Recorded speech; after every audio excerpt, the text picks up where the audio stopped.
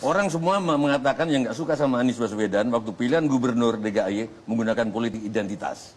Jangan pilih Anies karena itu politik identitas. Aku bilang di mana-mana itu istilah yang membodohkan. Semua orang punya identitas. Nggak usah ngomong Valen ini orang Batak dari identitas. Nggak usah ngomong Tejo ini orang Jawa. Itu pembodohan. Tapi saya memberi ruang. Oke. Tapi yang nggak suka Anies harusnya bilang gimana? Kalau menjawabnya itu dengan kenyataan, apakah saya ketika mengelola Jakarta diskriminatif? Apakah ketika saya mengelola Jakarta memberikan perlakuan yang tidak adil? Apakah kemudian cenderung kepada 1-2 kelompok tertentu atau semua dapat kesetaraan? Kan Anies sudah 5 tahun tugas. Kenapa terus-menerus dinilai pakai pernyataan?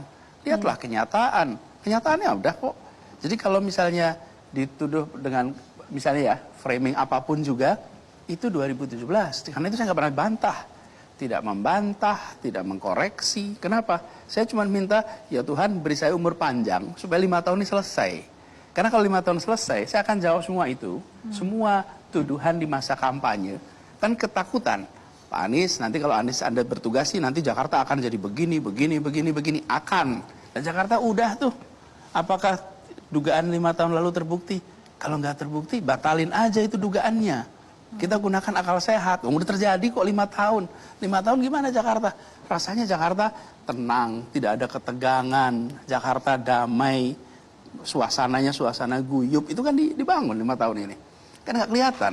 Saya sapa semuanya, komunikasi dengan semuanya. Dari mulai yang sepemahaman sama yang tidak sepemahaman. Dan saya tidak peduli apa pikiran mereka di masa lalu. Saya sering bilang begini, I'm not asking you to like me.